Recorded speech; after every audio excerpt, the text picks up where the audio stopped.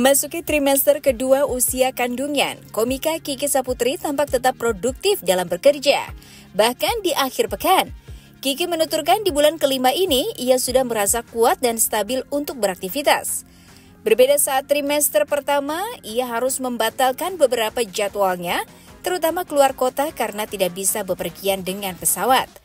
Namun sekarang dengan adanya support keluarga dan suami yang selalu menemani, Kiki merasa jauh lebih happy saat bekerja.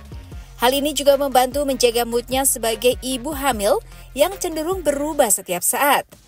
Ratu roasting ini juga mengaku lebih protektif akan kehamilannya sekarang. Mulai dari kontrol rutin hingga menjaga asupan gizi bagi calon buah hati mereka. Ia dan suami ingin memastikan bahwa seluruh kebutuhan calon buah hati mereka tercukupi hingga proses kelahiran nanti.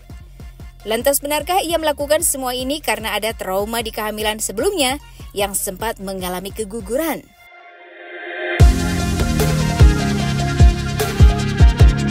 Ya, jadi Masya Allah, Alhamdulillah banget rezeki.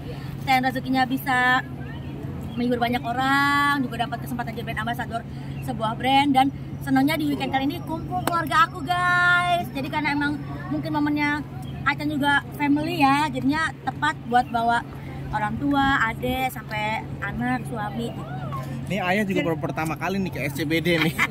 Seperti apa Ki? Ngajak ayah pertama kali nih. Lagi ayah nongkrong di Empang mulu kata gue ya. Karena memang ke SCBD sekali-kali. Ini seneng banget lah, maksudnya emang ya baik aja momennya tepat, waktunya tepat, terus acaranya juga tepat.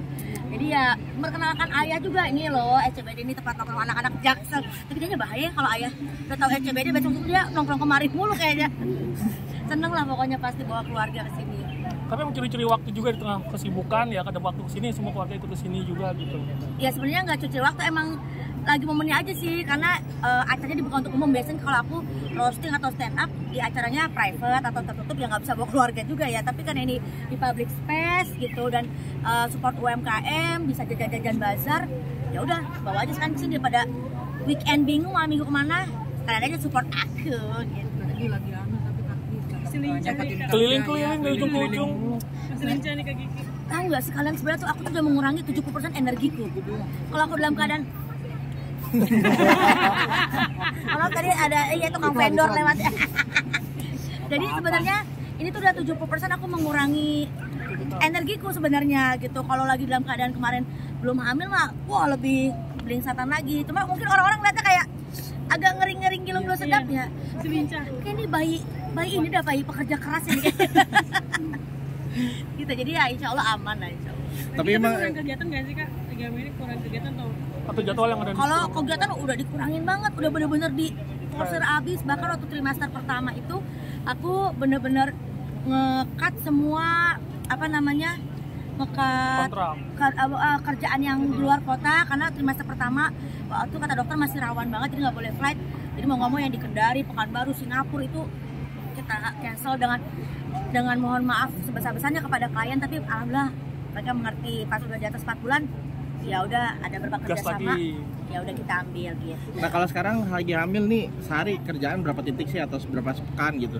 Sebenarnya aku kalau dari jadwal sebenarnya kan kalau weekday itu reguler doang kan, yang kayak lapor pak gitu, syuting OTW. Nah weekend ini aku ambil emang buat ya off air gitu. Di rumah doang bang, bengong gitu kan. Ini kita keluar ketemu orang nih, bisa menyerap energi positif dari banyak orang. Happy kalau kerja gimana ya? Kalian bisa lihat kan aku kayak orang begini. Tapi orang-orang yang pada di sekitar aku yang pada khawatir gitu, karena aku rasanya semangat. Proteknya suami sama ayah? Proteknya suami ke Makanya kalau lagi dalam keadaan weekend kayak gini, suami sebisa mungkin nemenin gitu kan, supaya aku juga dikontrol, juga dijaga. Kalau ayah mah meriahkan ya. Tenang, ada ayah tenang. Ayah selalu ada di samping. Ya ayah selalu jaga buat Ki, jangan lupa doa, baca salawat gitu. Oke. Tapi masih ngomong nggak sih Kak? Jaga pola makan ada yang jaga juga sih. Apa? Pola makan. Pasti ya, yang pasti kan kalau kata dokter yang penting yang masuk tuh asupan yang bergizi. Tapi waktu aku mulai kemarin, apa aja yang bisa masuk makanan, kalau itu masih anak masukin, kita makan. Tapi sekarang buat jaga gizi seimbang, karena udah lewat dari 4 bulan, nah termasuk pilih beras petani Indonesia hebat. Jadi kan Kak Kiki mungkin sudah nggak bisa apa Kiki? Ya, mungkin Kiki sendiri nggak takut apa kejadian kemarin karena kerja terus gitu. Nah, sebenarnya kalau yang kemarin itu kan karena emang lagi di trimester awal, dan kalau menurut aku waktu itu aku juga lagi ada kista. Nah, problemnya juga memang ada faktor luar yang akhirnya mungkin nutrisinya berebutan, ya namanya kita ada sesuatu inang di tubuh kita, jadi mempengaruhi kesehatan janin. Insya Allah mudah-mudahan mohon doanya buat yang kali ini bayinya happy, akunya happy, karena pasti aku sebelum kerja aku kontrol, setelah kerja atau dari luar kota pasti aku balik check up ke dokter, ternyata beliau happy banget, jadi baby K ini happy banget gitu. Jadi ketahuan belum Ki? Mas, ya Mas, terima kasih Mas.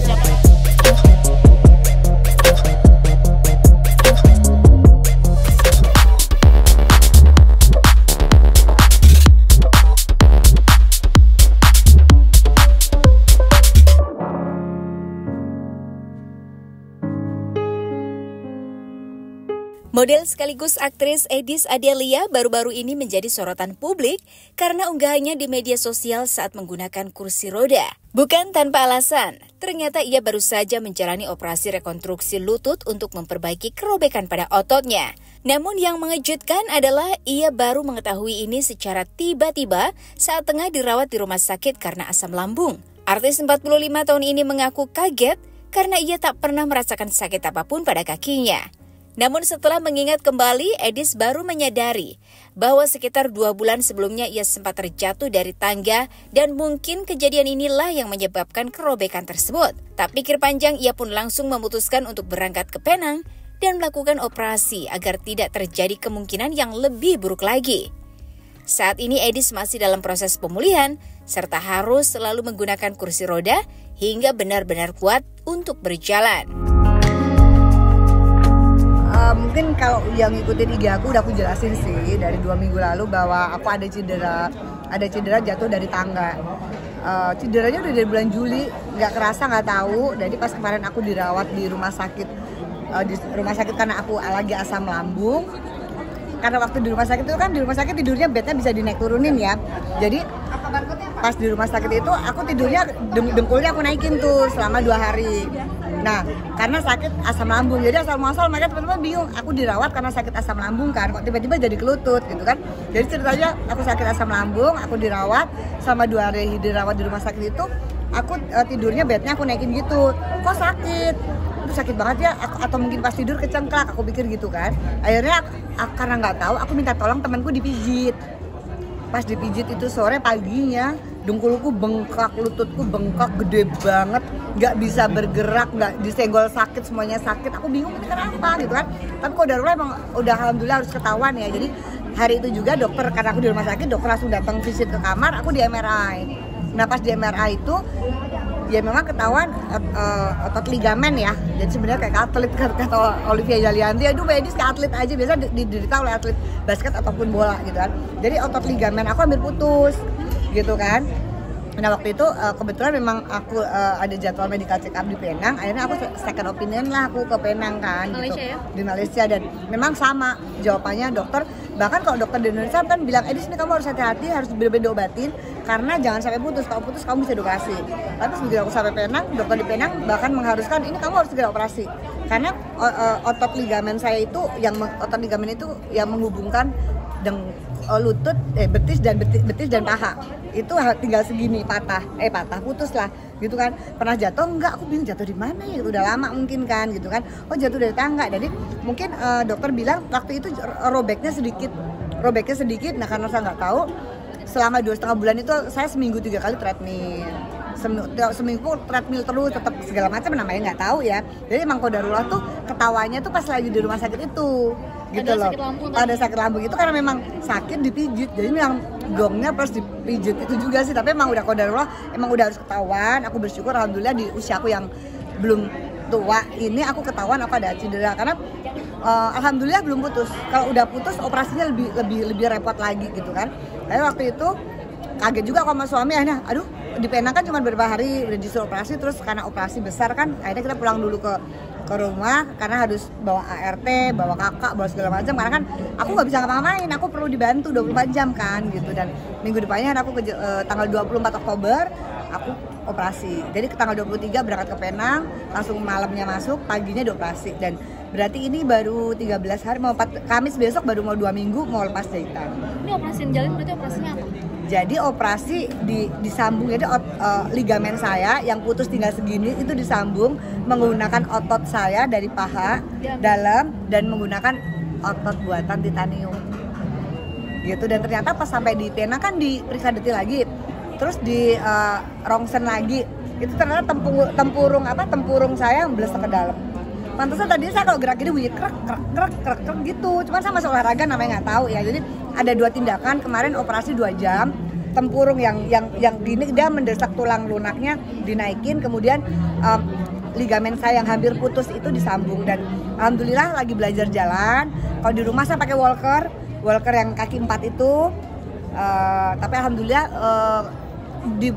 butuh bantuan hanya 1 minggu. Ke toilet, mandi segala macam ada asisten yang bantu. Tapi alhamdulillah sekarang ini aku udah ke toilet sendiri, mandi sendiri. Terus kalau lagi lagi istirahat ke toilet juga sendiri gitu. Jadi udah kecuali kalau didorong-dorong gini masih butuh bantuan orang. Tapi udah di rumah udah sendiri. Tapi sebelumnya nggak tahu Mbak memutuskan untuk operasi ya karena entah nggak sekarang atau 5 tahun, 2 tahun, setahun nggak tahu, kalau putus saya tetap harus operasi gitu. Jadi dan selama saya sebelum operasi saya cacat pastinya. Saya nggak bisa olahraga, saya nggak bisa naik turun tangga dengan leluasa, saya dibantu tongkat kayak gitu kan, makanya ya udah bismillah. Dan udah alhamdulillah dapet dokter ortopedi yang bagus juga gitu ya. Kalau udah sembuh nih ada larangan olahraga? Pantangan enggak sih, cuma 2 bulan ini memang belum bisa. Mungkin ini baru 2 minggu saya jalan udah gak enak, saya udah bisa napak, alhamdulillah udah bisa napak dengan baik ya tuh, udah bisa napak gitu, udah bisa nekuk dengan baik juga gitu kan. Cuma memang nekuk kesini belum terlalu. Jadi memang fisioterapi seminggu 3 kali. Recovery-nya sendiri berapa lama sih kayak ini? Recovery-nya sekitar paling lama 2 bulan 3 bulan gitu. Tapi tergantung kitanya. Kalau emang saya seminggu 3 kali ya, progresnya bagus ya insya Allah 2 bulan udah bisa jalan lagi, berjalan normal seperti biasa gitu. Kenapa memilih di luar negeri? Sebenarnya di Indonesia dokternya bagus banget, banyak. Cuman kebetulan memang aku tuh jadwal medical check up. Jadi jadwal medical check up itu kan udah dari 3 bulan 4 bulan sebelumnya. Jadi ya karena jadwal medical check up di sana sekalian aja gitu. Check up juga boleh ke sana juga? Iya, medical check up di sana juga. Per berapa lama? 6 bulan sampai setahun ya. Kemarin hasil medical check up bagus, kolesterol aja tinggi sedikit gitu. Cuman ya ini aja, jadi ya alhamdulillah lambungnya udah sembuh, tapi lagi pemulihan. Dan memang alhamdulillah sih kalau ditanya badanku sehat walafiat, cuma memang belum bisa jalan aja. Makanya saya tetap tidak membatasi.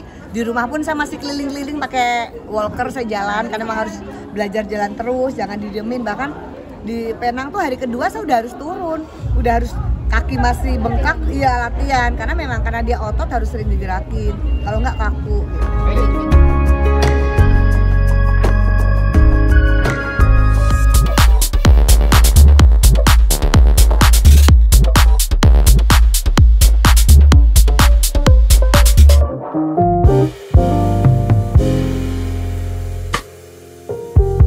Kehidupan selebriti Titi Kamal sepertinya semakin jauh dari isu miring di sosial media.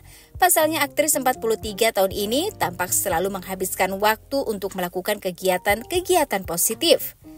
Entah bersama keluarga ataupun rekan sesama artis, Titi selalu hadir dalam keadaan baik dan tetap cantik di usianya yang sudah tidak muda lagi.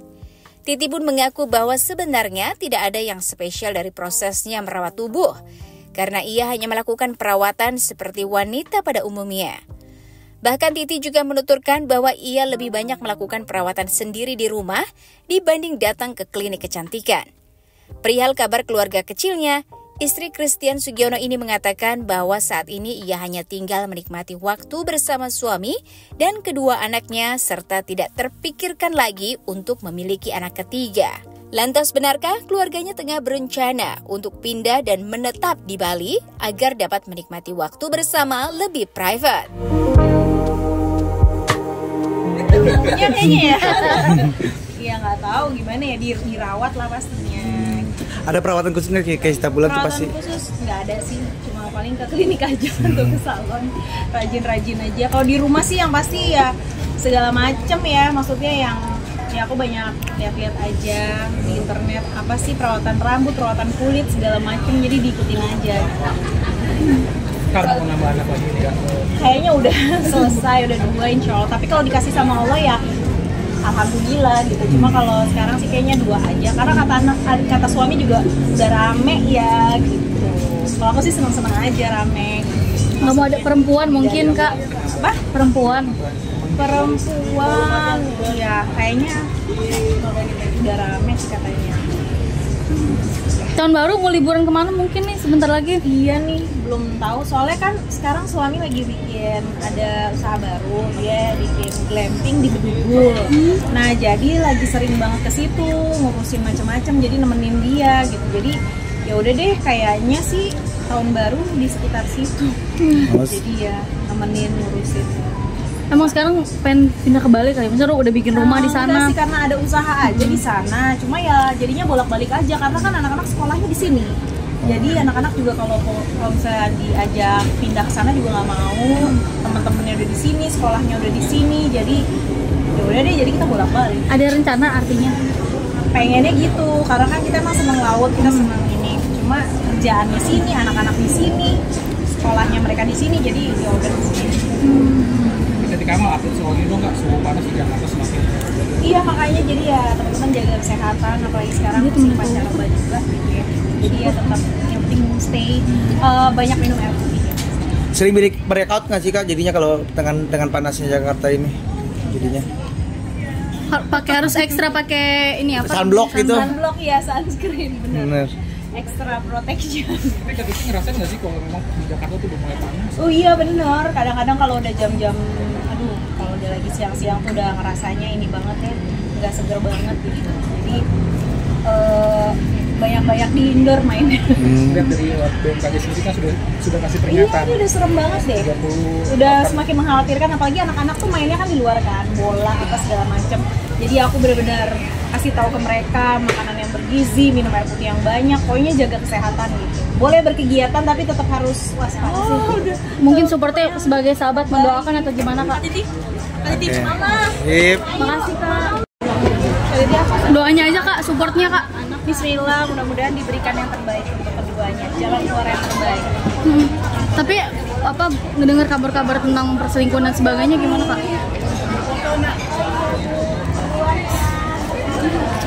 Kak, banyak kabar yang kurang mengenakan sebagai sahabat.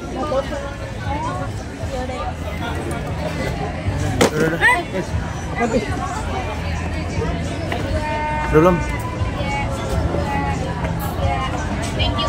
Makasih ya.